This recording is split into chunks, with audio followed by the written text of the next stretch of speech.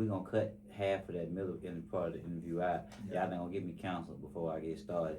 Now hold it. I'm not saying delete it. Keep it. Hey, y'all motherfuckers still got Once that I part get about big, y'all put it out. Y'all can make y'all some money. I got Sean Q saying some crazy shit.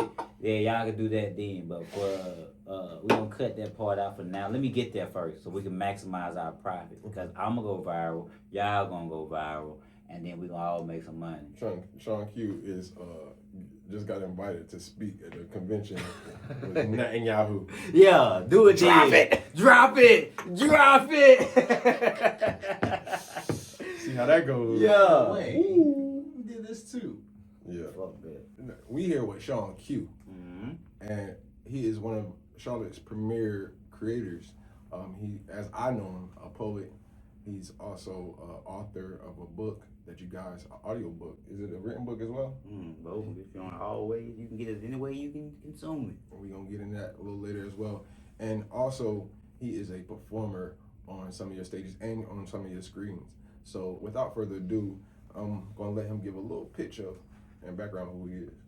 What up, what it do? It's your boy Sean Q, actor, model, poet, published author, published photographer, father, used to be husband. We out here in these streets now though, but anyway, I just keep it like that so we can get the show going. I really had this conversation, So I prepared and I threw the questions in the trash. So we gonna I spooked that nigga before the show started. So, Let's get it. We gonna keep it real. First things first, just out of interest for me, one thing, and I'm a stream of conscious individual, so one thing for me is blasphemy. I almost wore that shirt tonight. I promise you I had it on and then I put it back up. It was wrinkled a little bit. But yeah, blasphemy. What about it? What's up? A lot of people out here, when I say that, y'all like, especially you know me, I spit a little scripture. I'm sure he know his scripture as well. But what does that mean to you? Why is that important? Why does that even ring a bell? The blasphemy, it just comes from people not wanting to ask questions.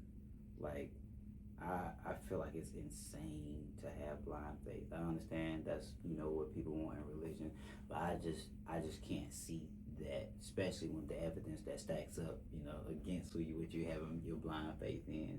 It's just blasphemous. But the actual poem and the inspiration behind that, the text on the clothing was it's basically about parenting. And this came from the whole saying, do as I say, not as I do. If you talk about my book, God's Complex, either is or he has one, available on Amazon right now. If you're talking about the book, again, it's like that poem is about parenting. So, but the poem is basically about the ultimate parent, which is God, and how we see him. And again, I say that blind faith goes back to all the fucked up shit God did in the Bible. You feel me?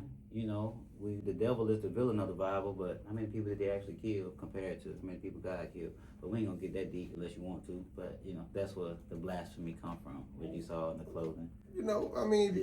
We can touch on things. So when you say the fucked up things that happen in the Bible, what do you give us an example? Man, he turned the bitch to stone.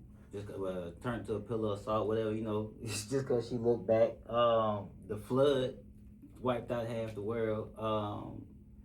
Made one nigga about to kill his son. He stopped him, but you kill your son just to show me, like, that's some kind of fucked up. You feel me? I understand to have faith in the true power is definitely more than human flesh. It's a greater meaning behind it, but why I gotta suffer for your acceptance? You feel me? Why I gotta be that? So some of the things for me is like, when I reflect, is like, I know that, the term or the saying is fear the wrath. And so out of disobedience, a lot of these things happen. So for me, but at the end of the day, I do understand, like. But I'm a fuck up, cause I'll see y'all. Exactly, but you. So why are you gonna punish me for some shit you already know I'm gonna do? But in that instance, when he said don't look back, everybody didn't look back. The bitch was curious. At what? Who? Sodom and Gomorrah? Niggas. When Sodom and Gomorrah was she still ass curious about? and titties. Ass and titties and naked She was having a ball back inside of me more, and it was like, I gotta leave. And it was over. And that was over. That was over. That fucked up. But she had a commandment. It's the evidence of temptation. I get it. But at the end of the day, I do understand. So for me, is you don't always have to accept everything that's given to you. In being an artist, it's great to have perspective and show that you are human and have that type of reaction. If there were to be a continuation to the Bible, what do you feel like some of the important things would be in it from today? It all depends on what the age of Aquarius dictates. I can't answer that honestly. I mean, I just know with each age we have a new Messiah or somebody new that we are worshiping. Once we crossed over into the age of Pisces, now Jesus is the Savior and the Messiah and who we should be worshiping. Once we cross over into the age of Aquarius, I don't know who that nigga we supposed to be, put up on that pedestal. So whatever the world dictates at that point, I just know it's time for a change. So if that person were you, what would Sean Q do? I'm too flawed. So I would say this though. One, mind your fucking business. Go about your way. Everything that you see, you don't have to say. Yeah, man, just chase your dream. I interrupt this whole system, this whole going to work, paying bills shit. This shit's stupid. I'm so happy I'm out of that fucking rat race. But do you have your own business or do you work for yourself now? I do. I'm a full-time artist, full-time entertainer. I do little odd jobs here and there, when stuff slow up. But as far as I ain't working for nobody else. I just refuse to chase somebody else's dream at this point in my life. I'm old. I'm old, nigga. I'm 38. I got gray hair and shit. Like, I can't be in somebody else's office every day for the rest of my life. I just had my son 3 years ago, and this was my son. So let's get into it. Literally, what is your passion? So my passion is entertainment. It truly is. I feel like my voice is going to change the world in some kind of way, shape, or form. And I put it in a box for at least 10 to 12 years. I put out my last mixtape, I think in 2013. And since 2013 until 2023, 24 time frame, I did no music, no performing, no nothing. So I caged myself, and that was probably some of the worst times of my life. It wasn't like turmoil or nothing. I'm gonna get to the question. I know I'm long-winded, but so my passion, definitely entertainment. My son being born, both of my brothers and my nephews dying, what brought me back to the stage, what made me say, you know what, I done wasted enough time with everything else, so I'm not going back. I tried. It was the worst decision I ever made. Me and my boss almost fought every day. I just knew I wasn't supposed to be there. Right. So yeah, my passion is entertainment. My voice gonna change the world. I will be remembered forever. Absolutely. Where does it start for you, your business? Does it start with a lot of people, they get a business, but then they just never transition to hustle? Is it more professional for you? Is it street? Is it industry? Or the mix of it all? We registered. It's not a hobby. It's real. Thousand Word Productions is a company. It's registered in North Carolina. That's my production company. I'm about to register my name because I didn't know if this was going to take off this fast. Like I say, I've been doing photography, videography for the past 10 years. So that's been my income. Acting, performing, I started probably a year and a half ago. I think September was my first performance. September 23 was my first performance.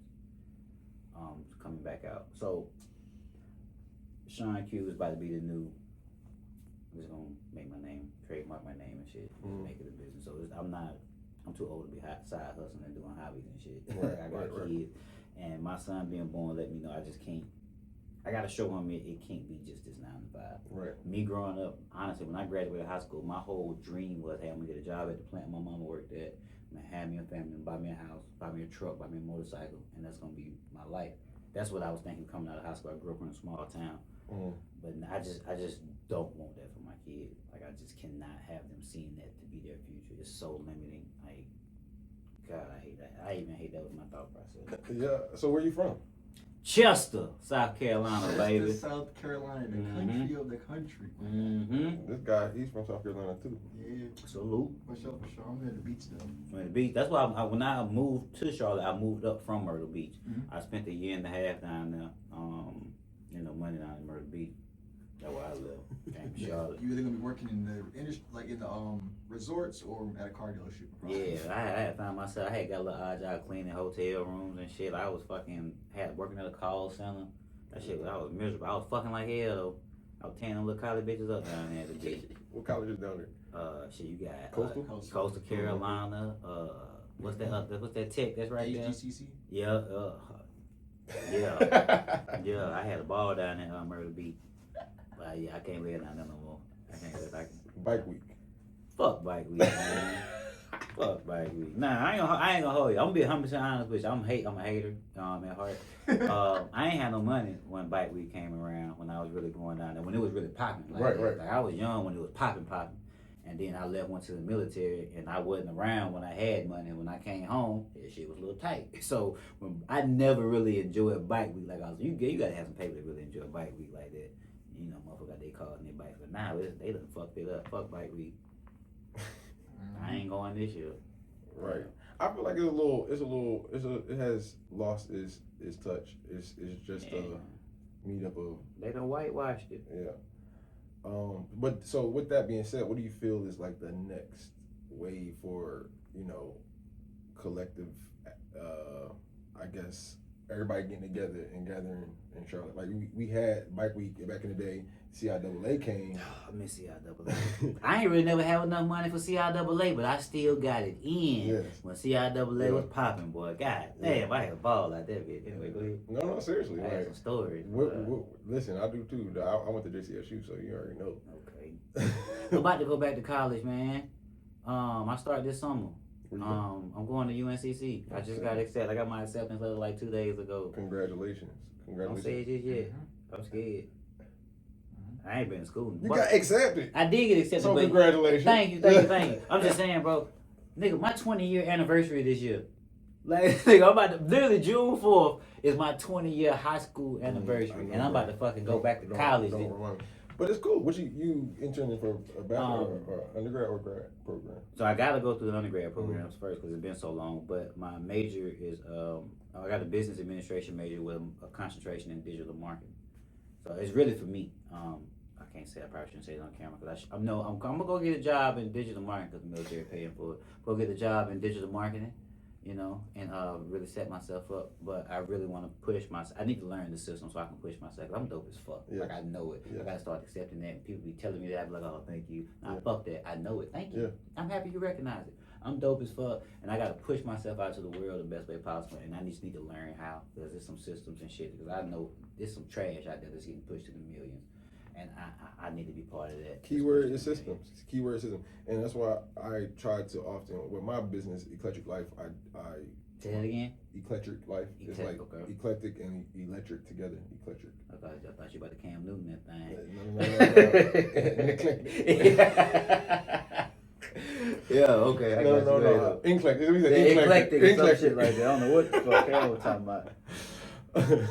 No, Eklectriq is basically about our culture. When we come together, what happens is a spark. It's always, when we come together, two like minds touch, two people touch and agree, it's amazing things that can happen. So individually, we are all eclectic, you know what I'm saying? But the energy that we possess is electric. So we bring together, we move mountains, we move the culture.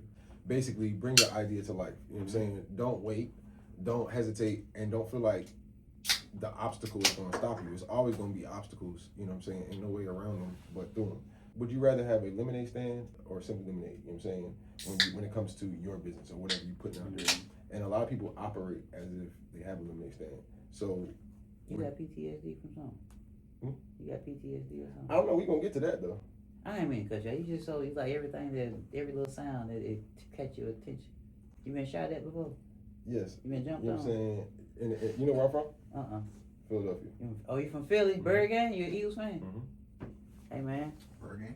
You see it, boy? Bird Gang. Super Bowl champ. 2 times. Absolutely. Yes, absolutely. Okay, my bad. But absolutely. Go back to your question. It was but I'm in therapy a lot, bro, so I be looking at shit. Speaking of PTSD, for being in the military, is that a side effect of like going to war or being in traumatic So I'll situations say for this: you? I've never been to war.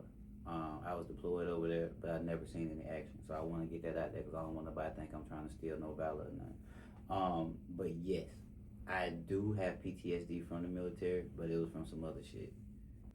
Nigga tried to rape me. I just throw that out there. Nigga tried to rape me when I was in the military, and he tried. It was a whole little thing. Got it out the way. He wasn't successful. I throw that out there too. It wasn't successful. But yeah, that shit fucked me up. I just didn't understand why would you try me like that. Like, what did I put out to make you think that this was gonna be okay? So, was it the end of being in the military after that? Or No, I stayed in after that. But that was honestly like my first 2 years in that motherfucker. Nigga tried me, and he wasn't even in the military. He was a friend of a friend. Yeah, it was some weird shit. That was some weird shit. But you know. Y'all were in the States and stuff? Mm-hmm. Yeah, that happened. I had a bunch of shit happen to me in the military, bro. Like them 5 years I was in that bitch, boy. That's where the scar come from, my nigga. I had 8 staples in my head. Motherfucker sliced my shit open. I really got jumped on for the first time when I was in. Them niggas beat the shit out of me. And you didn't even see action, niggas. I ain't see no action, but I came home. You went to war. A wounded warrior, goddamn. A POW. Yeah, shit was crazy, bro. Nah, that military shit different though, man. It's just different, bro. I had the best time. It was the best decision I ever made. I will say that. Even through all that bullshit I went through, I got to see the world. I got to see a new way of life. My way of thinking now is all because I went to the military. I know that for a fact, so I wouldn't change it for the world. But yeah, it was some crazy shit that happened over there, and it's still racist as fuck. Yeah, definitely. I feel like the military. I feel like for men and women too, but especially men, we all have some type of discipline that some of us fall into. Some of us, I guess, on some level, have a chance to do it. But like, rather you go to athletic sports, military, the streets, gang, and if you go college route, you join a fraternity or whatever the case is. But the I guess initiation or the intro to all of those experiences are that type of is that type of experience in some way, shape, or form.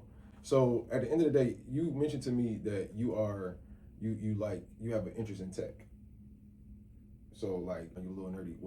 Does it have a relation to like software, hardware, or more nerdy when it comes to cartoons, anime? Like what's Probably your anime shit. Like I'm into tech like that, but if you want to ask about my nerd, it's probably more anime. I'm a super Ninja Turtle fan. Like I got a million action figures, like all of my wall. My whole got a whole wall for this shit. So when it comes to the nerd shit, I'm really into science.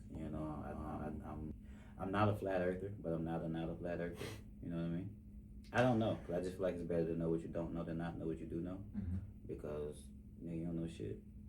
red or blue pill, red or green pill, whatever it is. Man. It is what I just take everything with a grain of salt. What was your original question? I'm sorry. Just being a techie, you know what I'm saying? A nerd. Oh, a nerd. Yeah. So yeah, my nerd. Yeah, it's conspiracy theories, the Ninja Turtles, space, or what's not out of space. I do believe we're in a firmament. And shit like that. Yeah, I don't really know too much about tech. I'm not, with phones and applying. I'm into cameras because I'm a photographer. So shit like that. Well, the most present topic right now is AI. So I'm sure you're familiar with. I'm scared of AI. I use it for my photography. I hate it for my acting. So it's like a double-edged sword. Because I'm on both sides. I'm behind the camera and in front of the camera. And I know in front of the camera they're gonna replace us eventually. SAG finally allowing AI actors to be used. That sucks. But it's crazy because they're charging the studios more to use the AI actor. So if the studio big enough to actually pay for the AI actor, that's what's gonna be in the movie.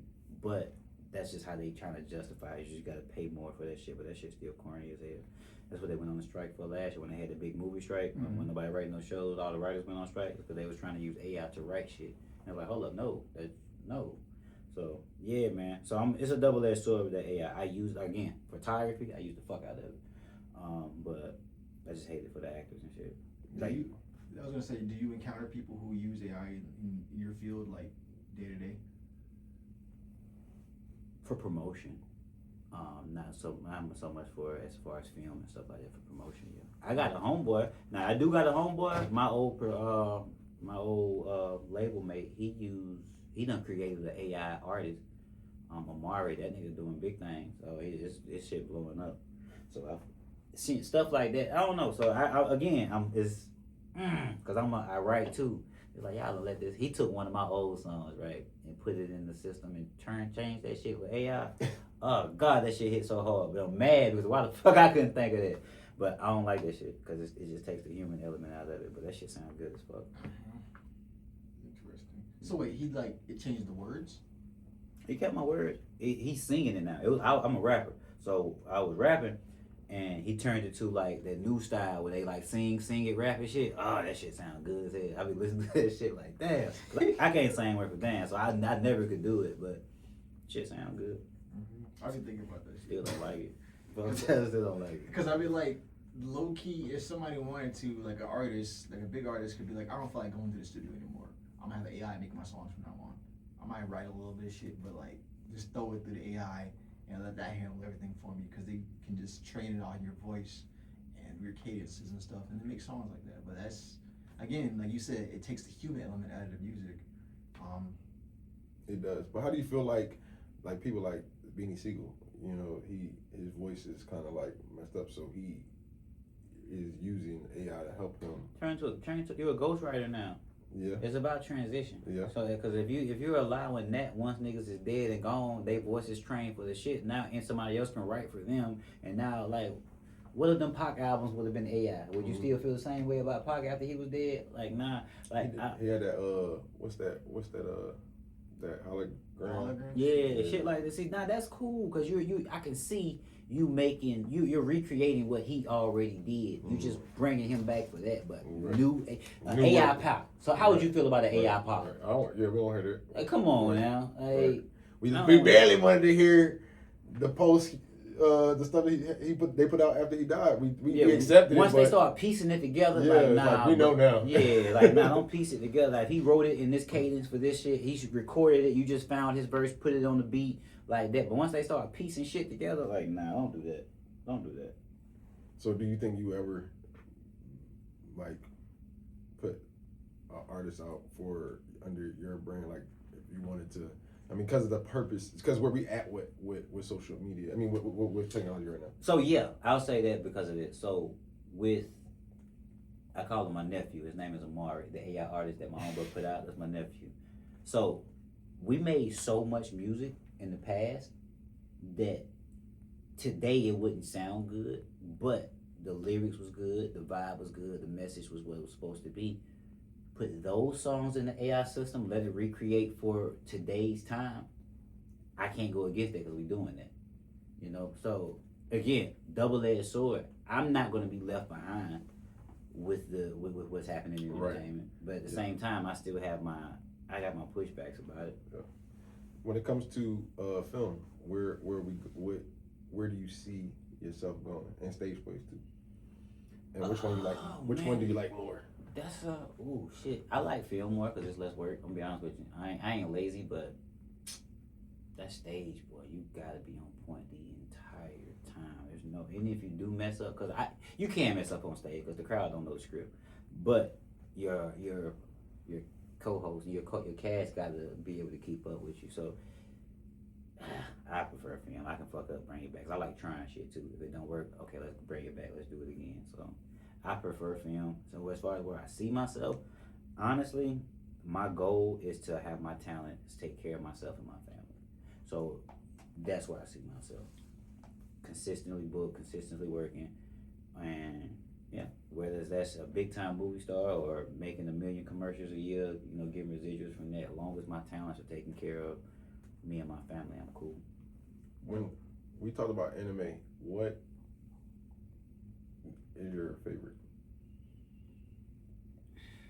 Powerpuff Girls, not just playing. Powerpuff Girls was hard though. It was hard. It was hard. I'm old head, but Dragon Ball Z. It's a classic. I was watching that jump today. I was watching Dragon Ball Super today. I'm a Dragon Ball Z head. My daughter, I like Baki too. It's just a lot of brutality in that bitch. I ain't really insane. Yeah. You watched the old Baki? The old one? Yeah. There's an old one. You didn't know that? I didn't know it was You know the difference So between. there's the one that's on Netflix. That's the one I watched. Yeah, there's another one that came out in the back. I didn't know it until like I have a website that I go on and look at all my anime and stuff. Yeah. And I scroll it, I was like, what the fuck? Crunchy, It's on Crunchyroll? No, it's an internet website. They got like ads and shit on you there. get, but- okay, you gotta share that with me. Off cameras, I wanted to get shut down. Yeah, I wanted to get shut down. Hell But yeah. yeah, no, it's the Netflix version is better for me. I agree that Netflix is better than the old one though. But yeah, Walkie's crazy. Yeah, so I like Crunchyroll because it's not dubbed. I don't like dubbed anime. I rather read it. That Right. shit's so much harder when you hear it in the original language. Yeah. But Dragon Ball Z took on a whole new level for me. I went back and started watching it over again, not dubbed. And it's, yeah. Oh man, It makes it much better. it sounds more gangster now. Yeah. Yeah, because you know they PG-13 for over here. They make it sound all, I get Goku all Right. that. Well, over there, it's gonna be yours, hey, hey, that shit sound good as hell. I like that shit, boy. Right. real, Essentially, that shit essentially, when you said it, you could feel it when he said it. Yeah, that shit sound good. And now mix that with the actual fighting that they doing. Oh, that shit hard as fuck. You gotta watch it on Crunchyroll. Don't dub it. Don't listen to the American version. Just read. I know it sucks reading this shit sometimes. You'll get a way better experience. The fucking reptilians. That's who running everything. How it go? I mean, Nah. are they draconians? I do. Are they draconian? What's that mean? Is that the The same? big niggas. I done heard that The before. big rep. That's what they Reptilian call is a the Dracon- draconian. That's, Yeah. You know what I'm saying? I believe in the draconian people. I saw them. I really, you laughing, nigga. Don't laugh. I'm dead ass. I got a story to tell. I love telling this story, and I hope my homeboy don't be mad at me when he tell me the story. So, the nigga that I bought my car from when I was in the military before I came home, it was a Mustang. Her name was Marlene. I miss you, baby. She caught on fire. But anyway. Damn. I called him and told him about the car. And I was like, bro, what? I ain't gonna say his wife name, but I was like, what's such and such at? And he was like, bro, she left. And so before I asked that question, nigga, I saw a green light on the side of his face, right? 'Cause I'm jumping around. But I saw a green light on the side of his face. And I'm like, bro, what's that green light? You got some lights in the house? Supposed to be a shaman type shit. Now he be doing shit like they live in South America now. I don't want to put my boy out there. But anyway, he live in South America now. And I was like, bro, what, where your wife and your baby at? He was like, bro, she left me. And I was like, she left you?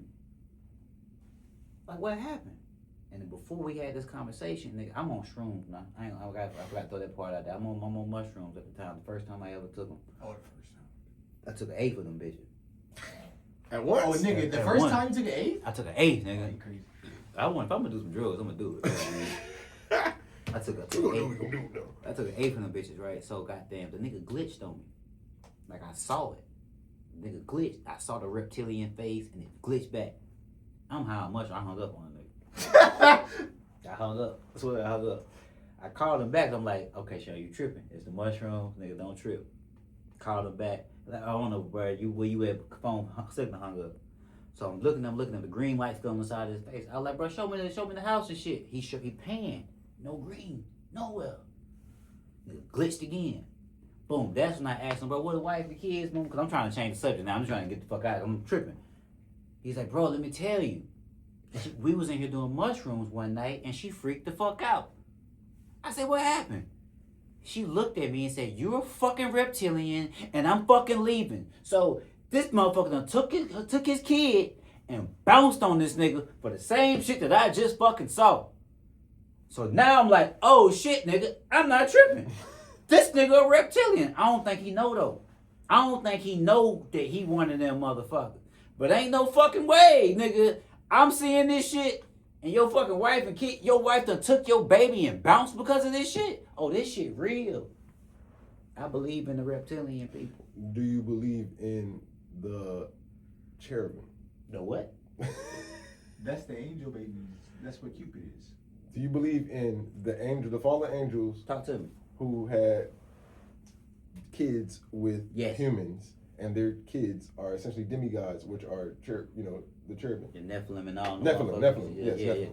So yes, but not in the fallen angel sense. I believe it more so in an Anunnaki sense, to where they came down and they was fucking with us, and they had the babes. Not necessarily the angels. So, well, that's why I said, like, for me, it's like depending on what angle, meaning culturally or story, the names change. Right? They fallen angels, they draconians, whatever. They say that the Nephilim, when they die, they basically they don't die.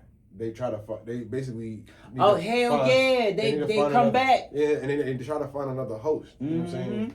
And so when they That's say the, you that's clone, the Nephilim, they say they do that. or one of them, the I know mama, what you're talking about, the though. parents of the Nephilim, or the I kids know of what the you're talking Nephilim. about, though. Yeah. But they say that's what, you know, when they say the word clone, that's what that's. Oh no, they cloning the fuck out of people. That's what's happening. They've been cloning us, brother. Like, this is the thing. This is just a belief. I don't know if this true or not. So I feel like they can clone the human. I just feel like it's hard to clone the essence or the soul. Definitely. When you'll see a human being, but they'll be soulless. Like you can see it in their eyes when motherfuckers they've been cloned. Like I ain't gonna do that. But yeah, it's a bunch of. I feel like they can clone the human because they done clone rats, they done clone goats, they done cloned, animals repeatedly. And I feel like they have tested it on humans. They done it. I feel like they've been successful in it. I just feel like they just can't clone the soul. Do you feel like babies that are produced out in vitro, well, I guess in the lab outside of the parent, you know what I'm saying? We're a whole nation full of them motherfuckers. Right. Do you think that they're soulless, walking around? I think it's a lot of them. Yeah, because you know about the Great Reset? Okay, so the Great Reset is when like there was a bunch of like parentless kids in the Americas, but they was put to work when they had a bunch of young ass kids working in workforce. That was part of the Great Reset. Like it wasn't no parents around. It was really a nation full of kids. And they say, because I don't know, because it's better to know what you don't know than not know what you do know. I'm just talking. That those were basically test tube babies. Those were babies grown in the lab. That's why there wasn't no parents around. Like a bunch of those babies were grown in the labs, and that's what they used to restart and repopulate the world and shit for the Great Reset. Because a lot of the houses and shit were really. It was a mudslide or some shit, but they built up on top of the shit that was already there. But it's just a bunch of documentaries and shit I be watching, man. I don't know shit. How many different cities you been to? Cities? I've been more places out of the country than I have in the country. Which place got the prettiest women? Ooh, the prettiest women. I saw the prettiest women I've ever seen in Switzerland, but they were in Switzerland. They wasn't from there. They were Portuguese and Brazilian. I went to a strip club out there, and it was a Portuguese and Brazilian strip club. It was some, oh my God, it was one of the most beautiful women in the world. But Germany was my best time over there because I got to. It was open borders in Europe, so you could just drive to. I drove to Amsterdam, Switzerland, Belgium, drove to Paris. Yeah, it was a good time out there. But yeah, Amsterdam, Switzerland. Do you aspire to get married? I've been married. I'm never doing that shit again. No. So, no. So do you see yourself having, I guess a stay-in, a girlfriend outside, or yeah, I don't want to. I definitely ain't trying to run the streets forever. But it's gonna take a hell of a woman, man.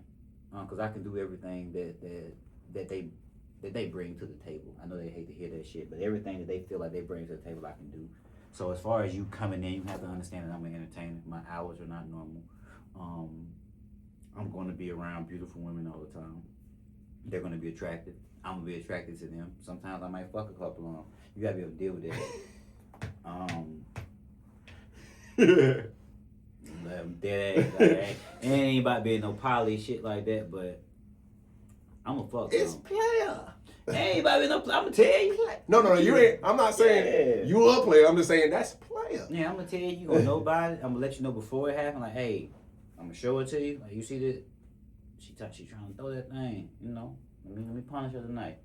If you want to come, if not, I'm gonna do it. Hey, bro, we got one life to live, man. And live it to the fullest. And God didn't make us for one woman. If He did, our anatomy wouldn't be set up the way it is. Like, we wouldn't be able to have. I couldn't shoot up in 7 bitches in 7 days and have 7 different babies in the next 9 months. If it wasn't meant to do that. If it wasn't meant to do that, like. Nah, women not supposed to be able to. You can have 1 baby in 9 months. So that's how your makeup is set up. That's why you're emotional when you do have so many women. Niggas deposit nut in the women and it stays. their deposit stays in and becomes a part of your DNA, which makes it a part of the child's DNA once they get here. So if you got a crazy ass child, maybe your baby mama a hoe been nutted in a million fucking different times by a million different niggas with a million different personalities. That's why your son bipolar 9. So you just gotta be careful. I know they be swearing like my body count don't matter. Yes, it do. It do on a molecular level. Right. So yeah. Anywho, what we talking about? What do you think about the creative atmosphere in Charlotte? Like, where we at, where we going, and what we need to do? I love Charlotte, man. I say this: moving to Charlotte is probably one of the best decisions I ever made because I'm really antisocial and I got social anxiety. I know people don't see that, but I really, really do. I'm super awkward in fucking spaces. And it's part of my PTSD from the military touch. I gotta have my back to the wall. I was looking at the door. Therapy, man. But I love Charlotte because Charlotte done gave me so many opportunities. I was in my first movie in Charlotte.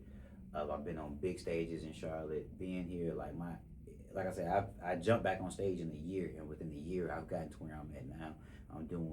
I performed in Memphis, Florida. I've been all over the place, but it all started right here in Charlotte. So the community is amazing. It's supportive. I know a lot of people think say that the other way around, but I get support. I honestly get so much support. I don't know how to handle it because I'm used to working from hate. I'm used to working from people telling me, "Oh, that nigga ain't shit. He can't do it." But I've been getting a lot of support in Charlotte, so I love it.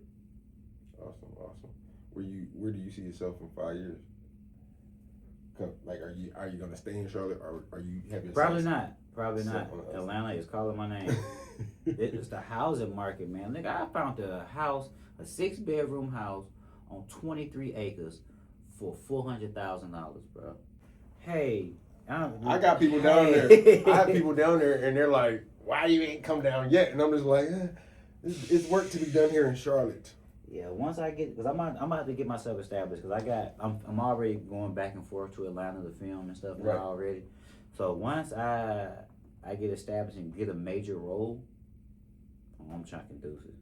I already know I'm chucking deuces. It's coming. It's coming too easy right now, and I just feel like I know I'm on the path that I should be on because it doesn't matter what fuck up or what happened. It always works out, and I'm always doing exactly what I said I was going to do, what I said I need to do. So yeah, in the next 5 years, I will be I'll be living in the Atlanta area, just working out of there. Will you stay there? Will you have a place to come back to in Charlotte? Will Charlotte be a part of your chapter in your life? I probably will, because my family 45 minutes down the road, Chester 45 minutes down the road, so this area will always be a part of me. And I don't know what my ex-wife gonna do, so if she stays, I'm gonna be here for my son. I'll never leave him.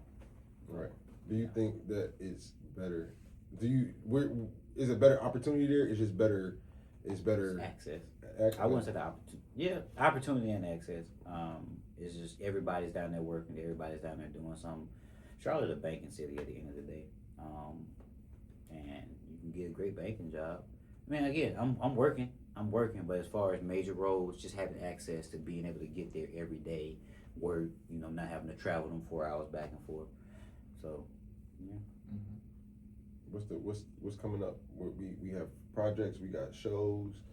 You know what I'm saying? I probably should get my calendar out right now.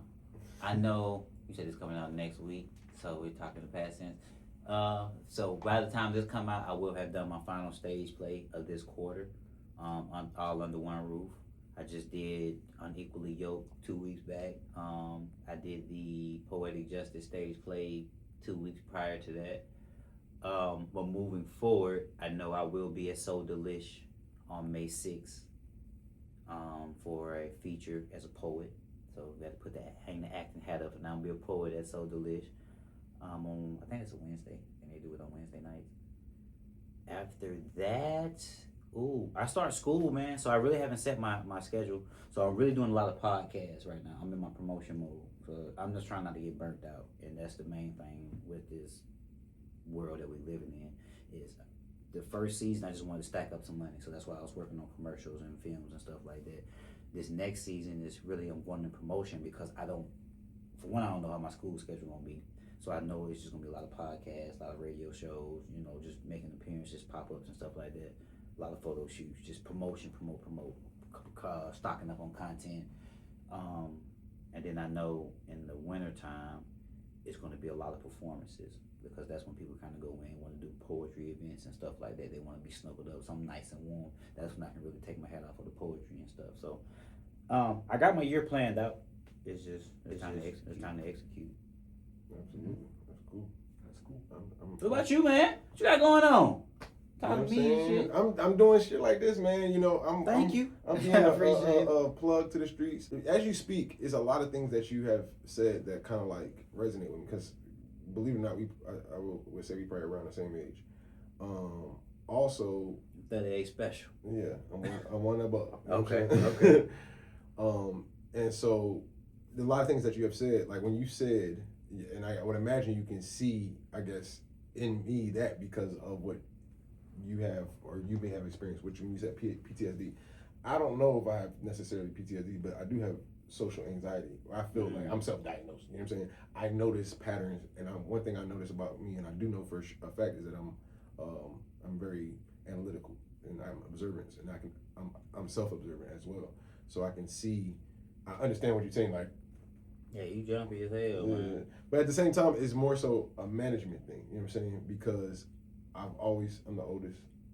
I've always been like the leader or the manager. So it's almost like, what was that? And I'm a Pisces, and I don't know if you know a lot of Pisces, but Pisces are very preventative.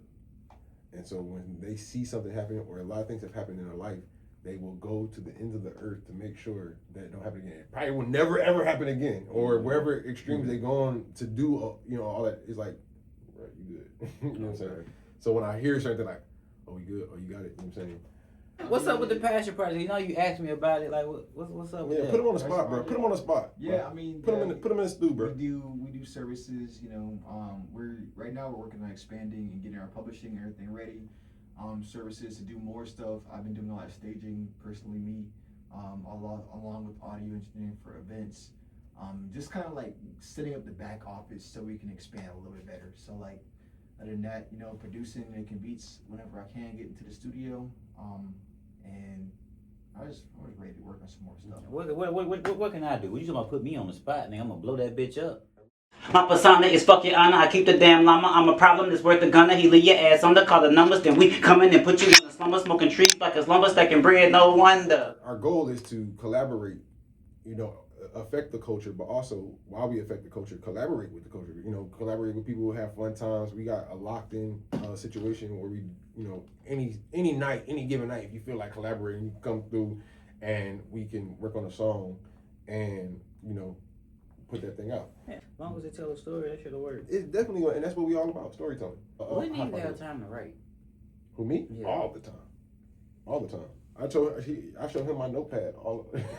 Cause I don't. It's mostly voice notes and shit, and like.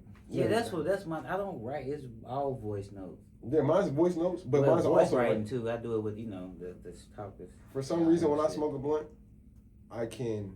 You got some weed? I don't know what it is about rolling the blunt, but if I roll the blunt in the backwood, a whole verse comes to me every single time. I can't smoke with you. You're a backwoods smoker.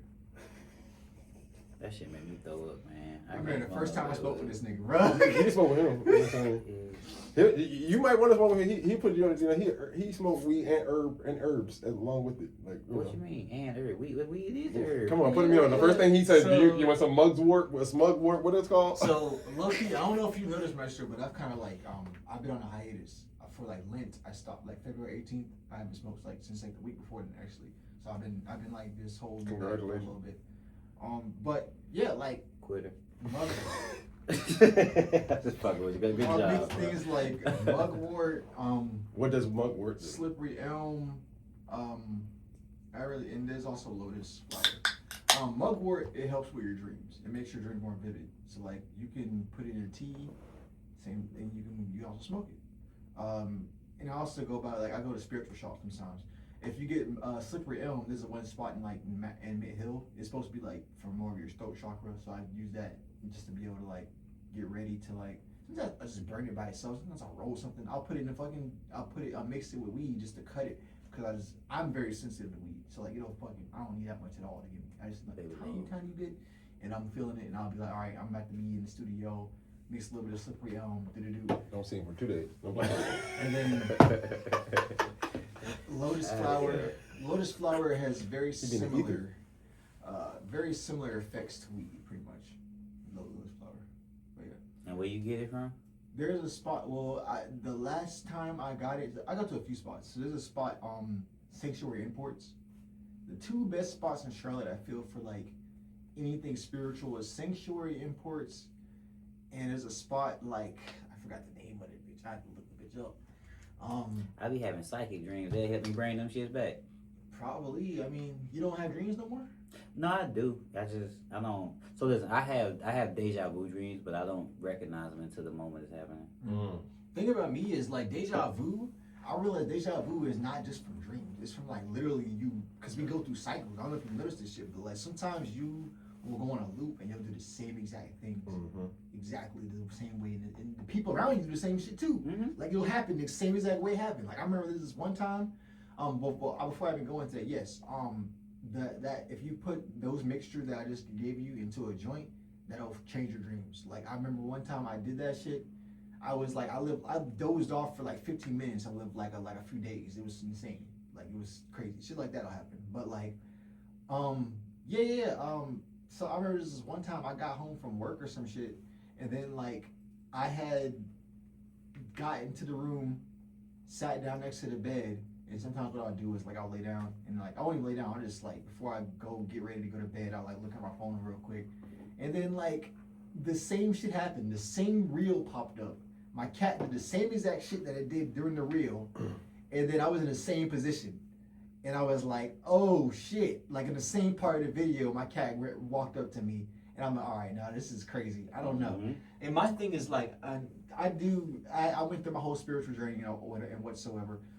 And my thing is that I think about quantum computing. I think that what they're doing in the grand scheme of what they're doing with AI and like technology is putting you in a position to where they can monitor your brain waves, or like they can do things like, because they're monitoring when you pick up your phone. They know what videos you're watching. They know what these videos psychologically are going to do to you. Apple already did it. Apple does it. I just seen a post that Apple has a patent for the AirPods. So the AirPods read your brainwaves, apparently. So while you are having reactions to whatever on your phone, they connecting those activities together. So they know like when you're excited, when you essentially your thought process. Yeah, that's some bullshit. Yeah. So the invasion, man. The invasion of privacy is crazy. And I think that was a statement. A lot of times artists make statements like, you know, that is more, again, I tell Toro this a lot from a perspective point, that at the end of the day, artists give perspective. Artists are reporters.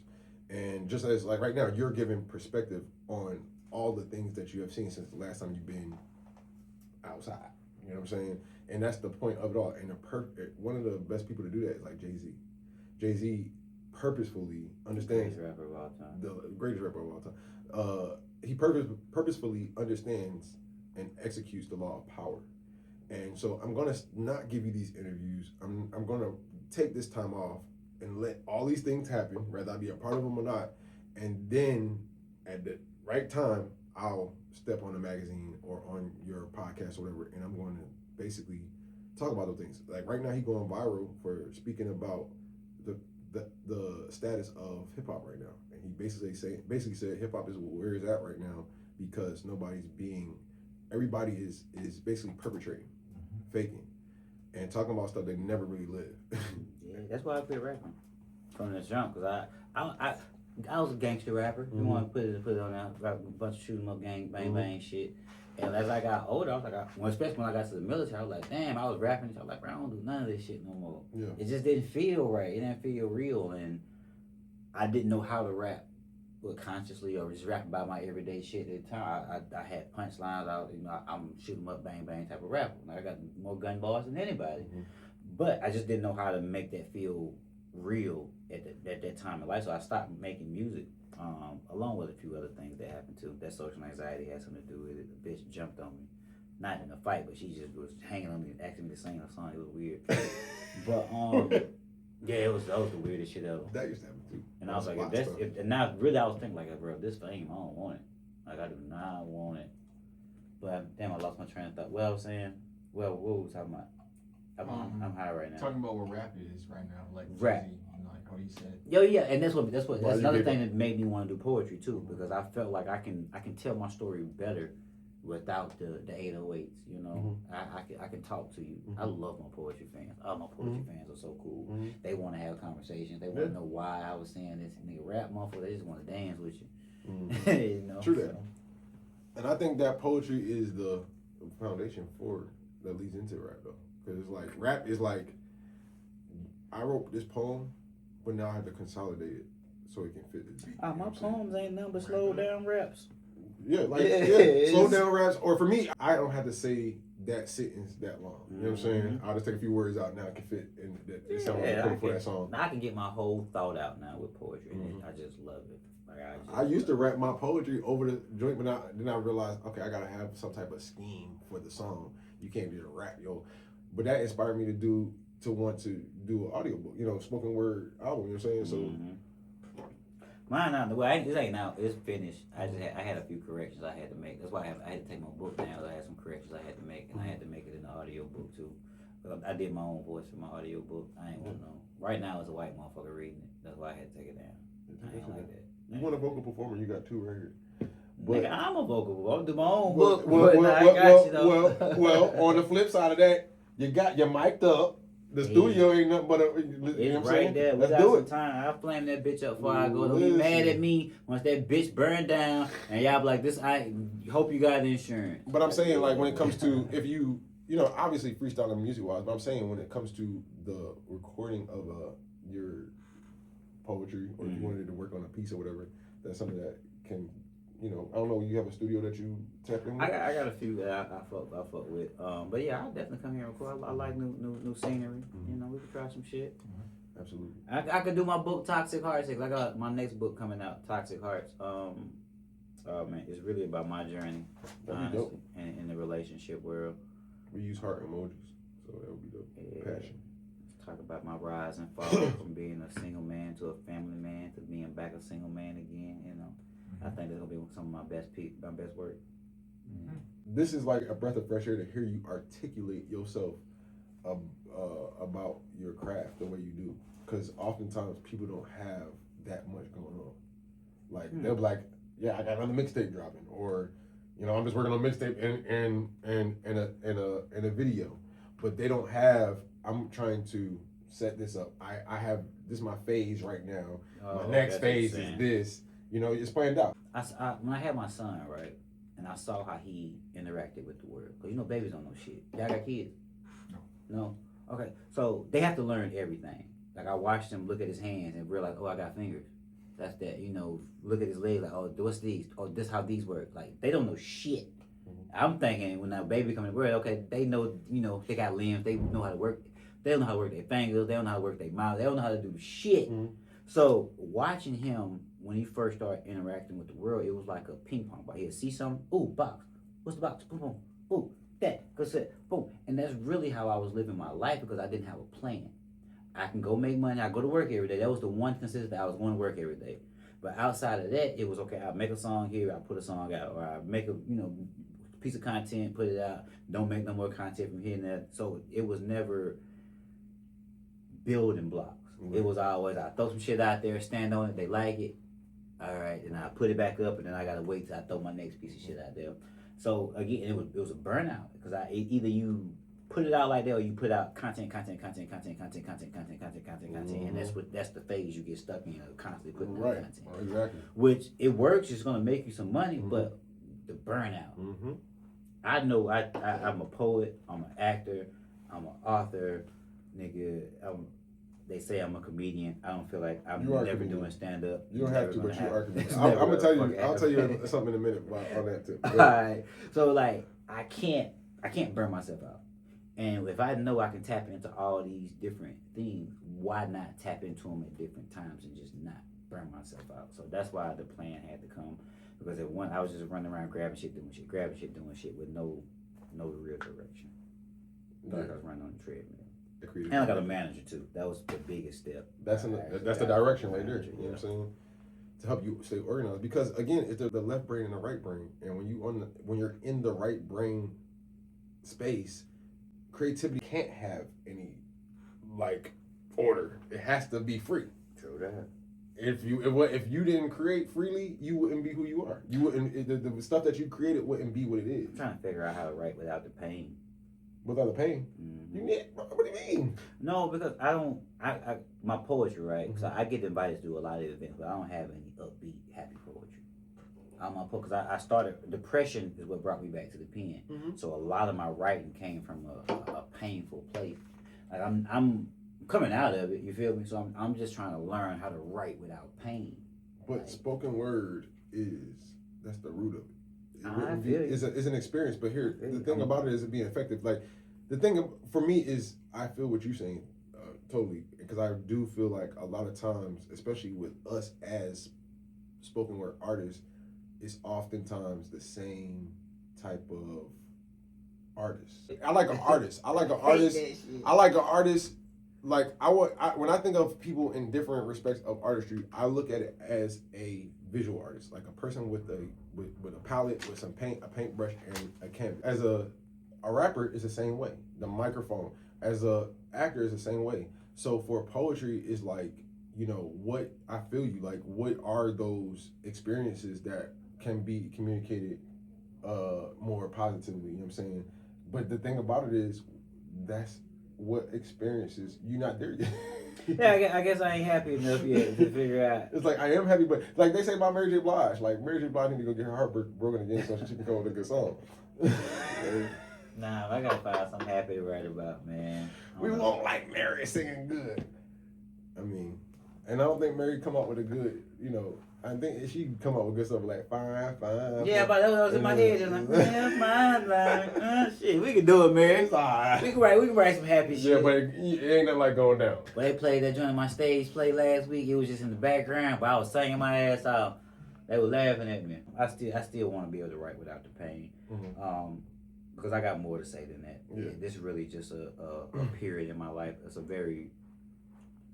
fucked up period. But I've learned a lot. I've gained a lot, with all that I've lost. I'm my mama's last son, man. Last son meaning youngest or last son meaning other? Both. I'm the youngest and I'm the last one that's still alive. My oldest brother, around my neck right now, he got murdered. And my second brother, and he died in my house of cancer. I found him. That shit fucked me up. So yeah, man, I just done been through a lot in these past few years. And my nephew, he got murdered too. Like, yeah, it's been some shit. One of my best friends got murdered by his homeboy. Like, it's just so much shit that I done been through in these past 3 years. I'm surprised I almost punched my shit in. I had went through a little trial, but I was fucked up. But we pushed through. We still here. Life been fucked up, but I just need to learn how to write without all this pain. I ain't mean to go there. I see how you looking at me all straight face, but yeah, I just try to find how to write. I know, yeah. I'm playing. No, we need that. We need that. All this pain, no, we need that, and I think that it's good though. I mean, one thing that an artist said, a poet, Yamile. I don't know. I'm sorry. Yamashé. Yes. Yamashé. She said, my purpose is to make you bleed.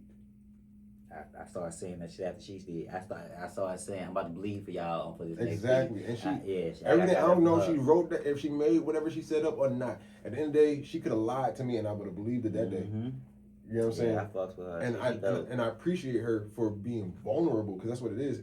So you can be transparent, or at least come across as being vulnerable and transparent as an artist, because that's your purpose. Your purpose is to be thought-provoking, to make somebody come out with change the audience perspective at the end of the day. Because I'm sure he has probably heard your famous piece, you know what I'm saying? God. Yeah. Why'd you? It's famous. I hate that one the most, bro. Like, cause I'm not. Because that's the one they want to hear. Poet. They want to hear that one. And I'm not an erotic poet. I think erotic poetry is so easy. It is easy. I think it's super easy. And that's why for me it's so cliche. Yeah, no disrespect for the people that do it, and that's their thing. But for me, I want to write, man. I'd say pussy 3 times, you gonna be like, ooh. Right. Like, I like erotic poetry, but I like it where it's you getting into some wordage. If you just being like, you just saying like you like oh y'all just wrote that out. That's like, why my piece. That's why I went that direction with my piece because I wanted to give it some purpose behind it. It was perfect. So that's why I did it like that. And that's why I think that people love it because it's such a hook when you punch the whole audience in the face with that first line. It's like what did he like the first time you heard it, now after you heard it you know it's coming, but the first time you heard it like what the fuck did he just say? You test the maturity low key, but it is like also it's like I made a bitch nut off that poem, bro. I seen her. I saw her. She was at the bar. I saw her squirming. When I got off stage, I was like, "Yo, you alright? You good?" She was like, "Yeah, baby. It's just been a minute." Bro. And I was like, "Yo, you nuts?" She was like, "Yeah, baby. Listen. It's been a minute." I was like, "Oh shit, Bro, I know." but that's how Boys got power, boy. Bro, power like, bro, and you can hum on that microphone sometimes, and they know they be coming out there just for that. I'm coming out because I know one of these motherfuckers about to have that nasty poetry. Maybe not all the ladies, but it's that one. I love controlling the crowd, bro. Like that's one of the master of ceremonies. I love being an MC. I love being allow my voice to just touch and control everything that's in the room. Like I see it. Industrial psychology, organizational behavior. Okay, what we about to extend this show. Fuck is you talking about? What that is? So it's you can work one person psychologically, and you can work a crowd of people psychologically. And that's where that comes in. And when you master that, that's your greats that's on stage that master that. Now I don't know if they know that's the concept, but that's the concept of it. Let me go do some research. I'm gonna It's a whole. I'm a technical motherfucker. If you going to have a fan base, a person that knows organizational behavior for sure, Nicki Minaj. Nicki Minaj know how to get them fans a battery in their back. All she gotta do is drop one line, and 1 million people are front and center, ready to go. We're gonna cut half of that middle part of the interview out. Y'all not gonna give me counsel before I get started. Now hold it. I'm not saying delete it. Keep it. Hey, y'all motherfuckers still once I get big, y'all put it out. Y'all can make y'all some money. I got Sean Q saying some crazy shit. Yeah, y'all can do that then. But for we're gonna cut that part out for now. Let me get there first so we can maximize our profit. Because I'm gonna go viral. Y'all gonna go viral. And then we gonna all make some money. Sean Q is just got invited to speak at a convention with Netanyahu. Yeah, do it. Drop it. Drop it. Drop it. See how that goes. Yeah. Wait, who did this too? Yeah. Fuck that. What type of advice would you give a creator? Do it. Stop fucking wasting time. Turn your fucking camera on. Say your lines. I just shot a movie today that was straight improv. No script. It was just direction. You don't need it to be professional. That's why I kept telling you that, bro. Stop being professional, man. I threw the questions out. They weren't even the right questions anyway. Like I know I say cut some shit, but if y'all don't, y'all don't. This is y'all footage. Y'all free to do what the fuck y'all want to do with it. If y'all want to just cut it, take 2 clips, throw this shit up on the internet and let it run, do it. Just don't hold it in. I will leave with this. I wanted to say this when you were talking earlier. DJ Jazzy Jeff gave me the slogan for the rest of my fucking life. It was just die empty. Simple as that. All the shit that you got inside of you, all your ideas, all your thoughts, I don't give a fuck if it's an invention, if it's music, if it's poetry, if it's content, nigga, die empty. Put it out. The one thing about my life that I do regret is I do not remember how my father sounded. He got shot when I was 4. He died when I was 12. He never made it out the hospital, but he never spoke again. I cannot tell you how my father sound. If I hear his voice today, I wouldn't be able to tell you that's my dad. And I would not leave the world with my son having that feeling. You're going to hear me, you're going to see me, you're going to feel me. So, die empty. Beautiful. Perfect place to stop it at. Yeah. Die empty, boy. That might come before I say some more crazy that might be the title. Die empty. Die empty, man. Hell yeah.